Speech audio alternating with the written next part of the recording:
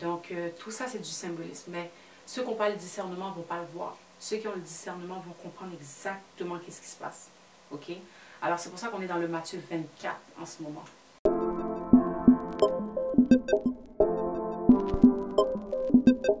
OK. Alors, aujourd'hui, je vais passer à l'épisode 2 de la série qui est sur sur Matthieu 24. Ok, donc mon nom c'est Jessie, je suis une artiste, photographe, basée à Montréal et je vais aller directement dans l'étude. Donc je vais tout simplement, juste pour introduire, donc l'épisode passé, j'ai parlé de Matthieu 1 à Matthieu 14. Si je ne m'abuse. Oui, c'est ça. Et aujourd'hui, je vais continuer. Donc, Matthieu 24, de verset 15 à verset 29. Alors, c'est sur ça que je vais focus aujourd'hui. Puis, bien sûr, il y aura un troisième épisode pour finaliser. Alors, je vais aller directement. J'aimerais juste faire un petit résumé sur le Matthieu 24. Donc, dans Matthieu 24, en gros, là, on parlait du fait des signes où est-ce que un des disciples de Dieu lui a demandé, c'est quand qu'on va savoir que tu vas revenir? C'est quand on va savoir le temps de ton avènement? Et puis là, le Seigneur lui donne certains signes. Donc, il lui parle de guerre, rumeur de guerre. Il lui dit aussi que la méchanceté, la méchanceté va monter et la charité va être de plus en plus rare. Donc, c'est quelque chose qu'on va avoir de moins en moins.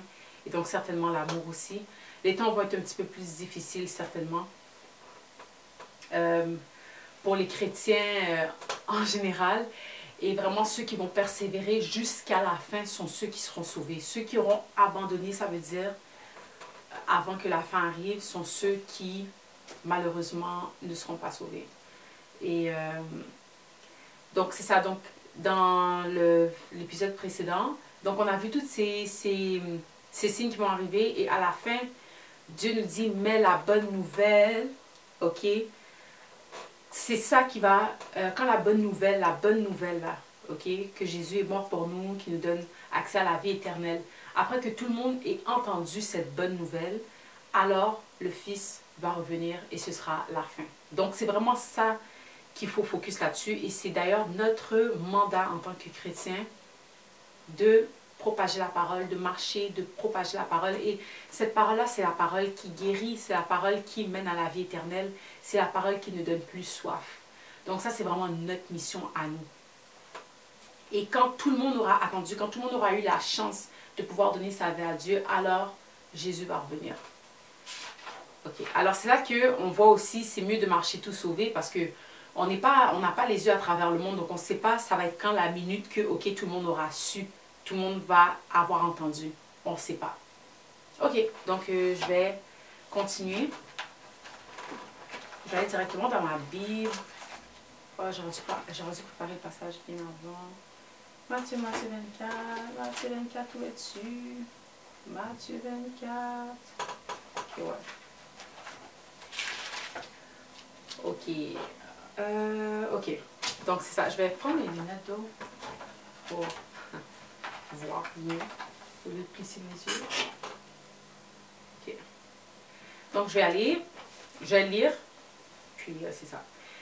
Alors verset 15, donc Matthieu 24, verset 15, c'est pourquoi lorsque vous verrez l'abomination de la désolation dont a parlé le prophète Daniel, établie en lieu saint, que celui qui lit fasse attention, parce que tu peux tomber, on peut tomber,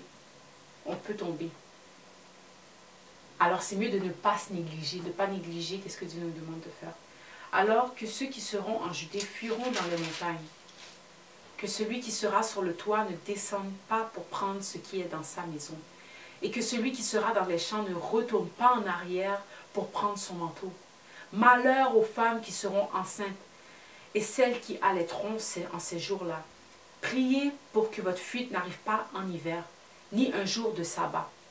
Car alors la détresse sera si grande qu'il n'y en a point eu de pareil depuis le commencement du monde jusqu'à présent, et qu'il n'en aura jamais. Ouh. Alors le moment de la désolation, là, c'est ça qu'on doit réaliser qui s'en vient, là. Et puis cette désolation, c'est une désolation comme il n'y en a jamais eu. Bien sûr, il n'y a jamais rien de nouveau sous le soleil, c'est vrai. Mais là, Dieu parle vraiment d'un événement qui va ébranler la terre. Ok, à un point où est-ce que tu vas laisser tout derrière, tu vas tout laisser derrière et littéralement prendre la fuite. Ok, je continue. Car alors, la détresse sera si grande, il n'y en n'a point eu de pareil depuis le commencement du monde, jusqu'à présent, il n'y en aura jamais. Et si ces jours n'étaient abrégés, personne ne serait sauvé. Mais à cause des élus, j'imagine des chrétiens, ces jours seront abrégés. Donc Dieu est en train de dire là que les jours vont tellement être mauvais qu'il a dû abréger les jours. Parce que c'est terrible qu'est-ce qui s'en vient. Si ce n'est pas déjà là même, si ce n'est pas déjà à la porte. Ok? Et si ce n'est pas là cette année 2024, ok, que cette chose va arriver. Et j'aimerais ça faire une parenthèse. Puis rajouter ça, j'entends beaucoup parler de The Great War. Il y a aussi cette éclipse qui s'en vient dont beaucoup de personnes parlent. Et les éclipses dont on voit dans les nouvelles, toutes ces choses-là dont ils parlent, c'est bien plus deep. Il y a quelque chose de spirituel derrière ça. Et des fois, l'ennemi a cette tendance de faire passer une tragédie qui s'en vient comme une délivrance, alors que comme si, en fait, là, ce que j'essaie de dire, c'est je pense que c'est important de demander à Dieu le discernement sur quelle saison sommes-nous. Est-ce que ces paroles-là qu'on est en train de lire, c'est des paroles qui s'en viennent là, maintenant, ou est-ce qu'on est dans une autre saison? Et moi, vraiment, le pressentiment que j'ai, et c'est pour ça que j'ai décidé de faire cette série, en fait, c'est pas moi qui l'a décidé, l'esprit m'a poussé à, ok? Parce que sincèrement, là, ce matin, j'avais pas envie, mais l'obéissance, j'ai l'impression que quelque chose de terrible s'en vient. Et Dieu est en train de nous préparer. Peut-être que ça va être un moment de fuite qui s'en vient. Parce qu'il y a un temps pour toute chose. Des fois, il y a un temps pour résister, des fois, un temps pour quitter. Là, c'est moi qui... En tout cas, bref. Mais c'est ça. Alors, il y a cette éclipse dont les gens parlent. Cette éclipse qui va avoir lieu en nous. OK? En nous. J'ai oublié, je pense que l'éclipse s'appelle The Great Something, ok? Mais il y a aussi ces rumeurs qui parlent de Great War qui s'en vient, la Troisième Guerre mondiale. Et bien sûr, les guerres prennent toutes sortes de formes. Dans les premières guerres, c'était des guerres navales. Après ça, ça a été la guerre terrestre, ok? Où est-ce qu'on se bat pour des lands. Et là, maintenant, peut-être ça va être une guerre pour l'air. L'air, comme le Wi-Fi, toutes ces choses-là qui demandent de l'air, l'électricité, ces choses-là. Alors, c'est vraiment juste pour mettre la puce à l'oreille sur cette réflexion, ok? Et puis d'ailleurs, le 4e mois, ok, j'ai oublié l'éclipse tombe quel jour exactement? Si c'est pas le 8 même, le 8e jour du 4e mois, bref. Mais ne pas oublier aussi que l'ennemi travaille et l'ennemi parle en code. Et c'est Dieu qui donne le discernement pour comprendre qu'est-ce que l'ennemi dit. Parce que des fois, là, l'ennemi va te dire... va, par exemple, te dire va à gauche, et c'est là que tu discernes dans la voie de Dieu, il te dit va à droite, ok? Donc, c'est ça, c'est ça. Comme exemple, des fois l'ennemi, ok, exemple, je donne un exemple de guerre, ok? Tactique de guerre que l'ennemi utilise. Des fois là, tu tiens sur la promesse, ok? Tu te tiens sur la promesse, mais à cause de ton incrédulité et à cause que tu n'as pas une reconnaissance envers Dieu pour les choses qu'il fait pour toi, quand l'ennemi va te dire non, non, c'est pas là la promesse est là-bas. Là, toi, ok, tu vas quitter la promesse pour aller là-bas où est-ce que l'ennemi t'a dit d'aller. Parce que tu n'as pas le discernement, tu n'as pas cette connexion réelle avec Dieu, ok, qui fait que l'ennemi peut t'induire en erreur. Ok, c'était une longue parenthèse, mais je vais revenir dans le texte. Ok, alors c'est ça. Et si ces jours n'étaient abrégés, personne ne serait sauvé. Mais à cause des élus, ces jours seront abrégés. Si quelqu'un vous dit alors, le Christ est ici ou il est là, ne le croyez pas. Et quand on parle du Christ ici dans le contexte, là, Christ est le sauveur du monde. Donc tous ceux qui vont se faire passer pour des héros, en d'autres mots, des héros disant, oh, c'est moi qui va libérer, exemple Haïti, ou c'est moi qui va libérer tel pays de la main de l'ennemi, ou c'est moi qui va libérer si, mensonge, ok? La seule personne qui libère, la seule personne qui sauve, c'est Dieu, Christ, le Fils de Dieu. Et puis aussi, je vais encore mettre une autre parenthèse. Donc,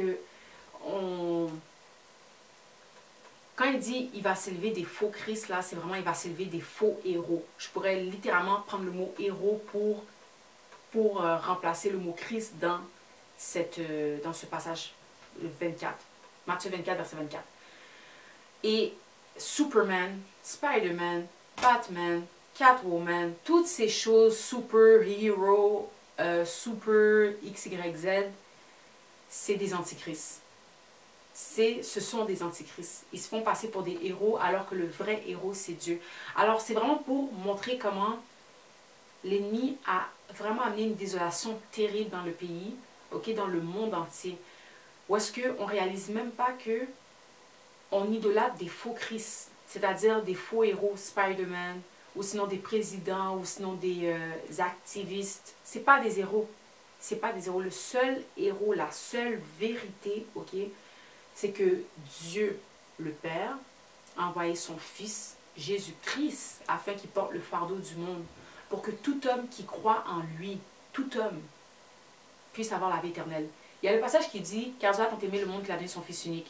Mais quand tu le lis en créole, ça dit « Car Dieu a tellement aimé l'homme ». Dieu a tellement aimé l'homme qu'il a donné son Fils unique pour les sauver. Parce que ce monde-là va aller à la destruction. Et pour ceux qui ne savent pas, il y a ce nouveau film qui s'appelle « Leave the World Behind » où la figure qui est utilisée comme le président des États-Unis en est à co-direct le film. Et ce président-là a été le 44e président. Ce même président, est né dans le 4e mois du mois d'août, là où est-ce qu'il va avoir la soi-disant éclipse.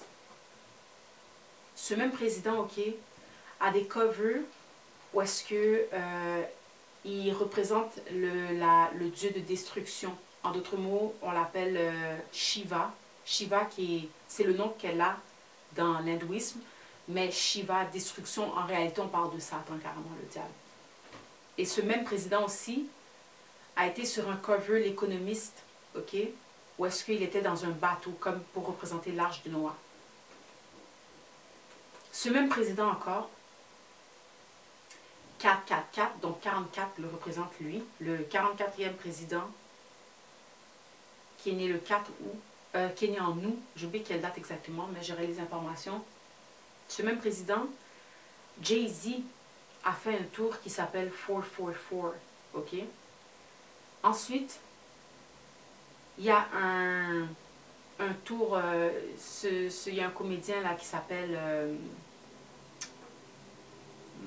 j'ai oublié son nom, m'échappe, mais il y a un comédien qui est en train de faire un tour mondial, et ce tour, un tour, basically, puis le tour, ça s'appelle Dark Matter. Black Lives Matter, Dark Matter. Alors, c'est vraiment pour montrer comment, écoute, Dieu parle, mais on ne voit pas, on ne comprend pas, on ne discerne pas. Et puis le temps, il le dit là. Dieu a fait l'ennemi pour un but. L'ennemi a un but pour le jour du malheur. Et là, on parle de malheur qui s'en vient. Un malheur terrible, Et l'ennemi est en train de littéralement nous dire qu'est-ce qu'il va faire. Et par le discernement de Dieu, tu vas comprendre. Pour ceux qui voudront comprendre, ceux qui ont une relation avec Dieu vont comprendre. Donc, c'est vraiment pas le temps de négliger sa relation avec Dieu. Je m'en fous de tes imperfections, je m'en fous de ta situation. Dieu n'est pas impressionné de rien. Demande-lui pardon, demande-lui de t'aider là où tu as des faiblesses et demande-lui de te fortifier pour le suivre, et de te fortifier dans la prière, parce que c'est le temps. Et oui, c'est ça. Le tour du comédien, c'est Cat Williams.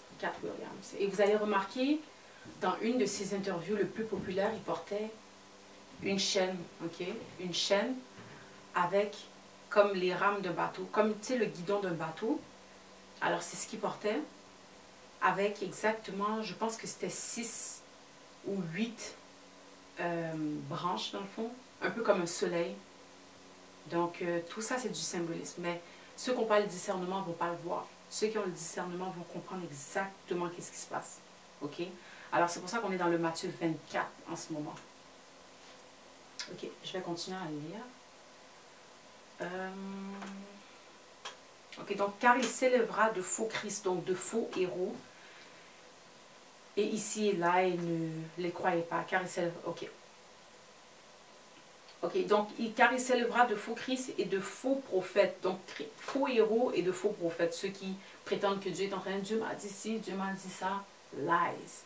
D'ailleurs, ne pas oublier là, la prophétie, le don de prophétie, là, si tu as le Saint-Esprit, crois-moi, tu as le don de prophétie. Dieu vient en toi. Ok? Alors, ne pas se laisser trop entraîner non plus par les prophètes. C'est bien d'y porter attention parce que la Bible nous dit de porter attention, mais vraiment de tester chaque esprit et Dieu peut te parler directement. Parce que si le Saint-Esprit vient en toi, Dieu peut te parler directement. Et si tu n'as pas fait la paix avec Dieu, tu te demandes, mais comment je fais pour recevoir le Saint-Esprit? C'est simple. Dis à Dieu, enfin reconnais que tu as besoin de lui. Tu as besoin de lui dans tes faiblesses. Et oui, on pêche tous, ok? Même si tu es sauvé, tu vas continuer à pécher. Par contre, Dieu va te fortifier là où tu as besoin d'être fortifié. Et c'est ça qui compte. Alors, fais la paix avec lui. Reconnais que tu as besoin d'un sauveur. Parce que Dieu n'est pas venu pour sauver des gens qui sont justes ou déjà sauvés ou qui peuvent se sauver eux-mêmes. Dieu est venu sauver du monde qui reconnaît que, ouais, j'ai besoin d'un sauveur. Parce que ce qui se passe dans ce monde-là, là, c'est juste le début. Puis, quand il va y avoir l'enlèvement, là, écoute, qui ne voudrait pas être enlevé dans le premier enlèvement? Parce que moi, je ne veux pas voir cette désolation ou cette chose qui va se passer sur terre. Je ne veux pas assister à ça. Je continue. Voici, je voulais annoncer d'avance. Si donc on vous dit, voici, il est dans le désert. Oh, non, attends, j'ai filé 24. Car il s'élèvera de faux Christ et de faux prophètes. Ils feront de grands prodiges et des miracles, au point de séduire, s'il était possible, même les élus. Donc, même les chrétiens qui ont une relation avec Dieu, quand ils vont voir certains miracles se produire, ils vont se demander, mais Dieu, c'est pas toi, c'est pas toi. Et c'est là que le discernement va venir important, parce que n'importe qui va pouvoir être tombé dans cette illusion. Parce que le diable, il est intelligent, il sait comment faire des illusions, te faire croire certaines affaires alors que c'est pas ça. C'est ça, c'est son master, littéralement. Si je pouvais lui donner un master, ok, un diplôme, là, son master, ça aurait été ça, pour les illusions, ok. Et puis si on appelle ça de la magie, des magiciens, c'est de la magie. L'illusion, c'est pas des vrais miracles, mais c'est l'illusion d'un miracle. C'est pour ça que quand on marche avec les yeux, là, on est en grand danger. Parce que les illusions, là, ça s'expérimente dans les yeux. OK? C'est pour ça qu'il faut marcher par l'esprit. OK. Donc, certains miracles, crois-moi, c'est juste pour te séduire et ce n'est pas des miracles, c'est juste des tours de magie. Voici, je voulais annoncer d'avance. Si donc on vous dit, voici, il est dans le désert, n'y allez pas. Voici, il est dans les chambres, ne le croyez pas. Car comme l'éclair part de l'Orient et se monte jusqu'en Occident, ainsi sera l'avènement du Fils. Donc, en quelques lieux, que ce soit le cadavre, là, s'assembleront les aigles. Les aigles vont avoir un festin. Aussitôt, après ces jours de détresse, le soleil s'obscurcira. La lune ne donnera plus sa lumière. Les étoiles tomberont du ciel et les puissances des cieux seront ébranlées. Alors le signe du Fils de l'homme paraîtra dans le ciel. Toutes les tribus de la terre se lamenteront et elles verront le Fils de l'homme venant sur les nuées du ciel, avec puissance et une grande gloire. Il enverra ses anges avec la trompette retentissante. Ils rassembleront ses élus de 4 vents, depuis une extrémité des cieux jusqu'à l'autre. Instruisez-vous par une comparaison tirée du figuier. Dès que ses branches deviennent tendres et que les feuilles poussent, vous connaissez que l'été est proche. Donc Dieu nous dit vraiment, portez attention aux saisons. Portez attention aux saisons. Portons attention aux saisons. C'est important. Si c'est l'hiver là, et puis l'ennemi te dit que c'est l'été, ne le crois pas. Ok? C'est vraiment important de ne pas aller avec la vue, mais d'aller avec l'esprit qui vit en nous.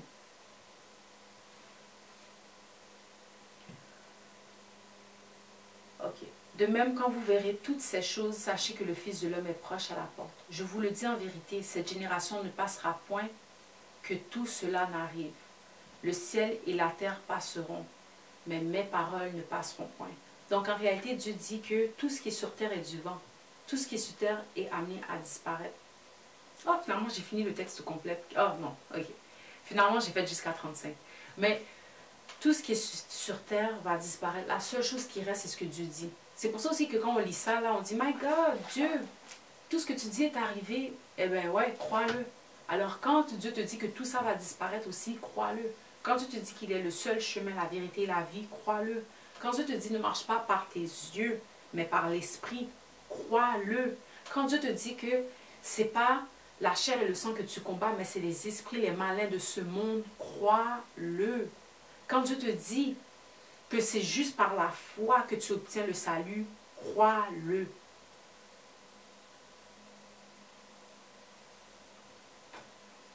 Alors, je pense que je vais arrêter là, ok? Donc, je vais avoir un troisième épisode où est-ce que je vais faire verset 35 à jusqu'à la fin, enfin jusqu'à 51. Donc, bon, aujourd'hui, finalement, je suis allée un petit peu plus loin. Donc, si c'est la volonté de Dieu, moi, je suis avec ça. Alors, c'est ça. Donc, je vous souhaite une bonne journée. Like cette vidéo, partage. Et s'il vous plaît, repens-toi. Repens-toi. Si tu n'as pas accepté Dieu, accepte Jésus dans ta vie. Ok, accepte qu'il est mort pour toi, pour tes péchés et qu'il te donne la vie éternelle. Et voilà sa parole comme outil. On a son Saint-Esprit encore qui vit en nous comme outil.